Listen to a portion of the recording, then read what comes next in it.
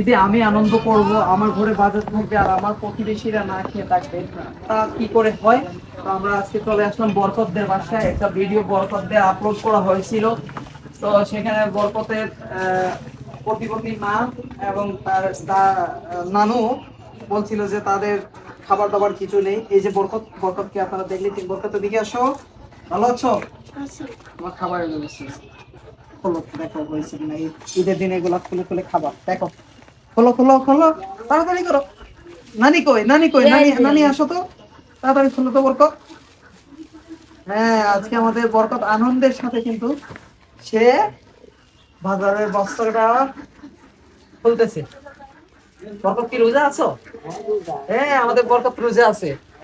আমাদের তুমি রোজা না, রোজা রইছো? মাশাআল্লাহ। বরকত এটা কি সেমাই? এদের দিন খাওয়া লাগে? হ্যাঁ, এই জন্য তো সেমাই নিয়ে এলাম। আরে বরকত, হ্যাঁ এটা কি নুডলস খায়? আরে বরকত নুডলস খাইবো। দেখো বের করো, আর কি আছে? তেল দেখো। আর এখানে কি কি আছে দেখি, আমরা দেখি। বরকত, এখানে আলু আছে, পেঁয়াজ আছে, চাউল আছে, আর কি আছে ওই যে ভিতরে কি দেখা যায়? আমি চিনি আছে না? আর কি আছে? আরেক প্যাকেট সেমাই আছে না?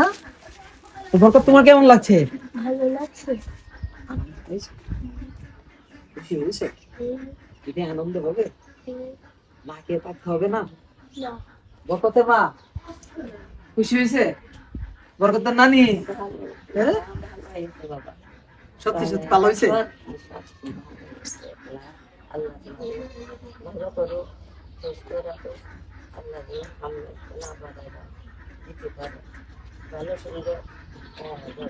হাসি ফুটলো ঈদের আগের দিন বরকত এবং বরকতের নানির মুখে এবং বরকতের প্রতিবন্ধী মায়ের মুখে। ভিডিওটা আজকে কিন্তু আপনারা শেয়ার করবেন, অবশ্যই অবশ্যই শেয়ার। বরকতের মা হাসো। বরকত হাসো। আমার বরকত কিন্তু সেই সুন্দর হাসি দিয়েছে। তার মানে ভিডিওটা আজকে ফর ইউতে যাবে। ভালো থাকবেন।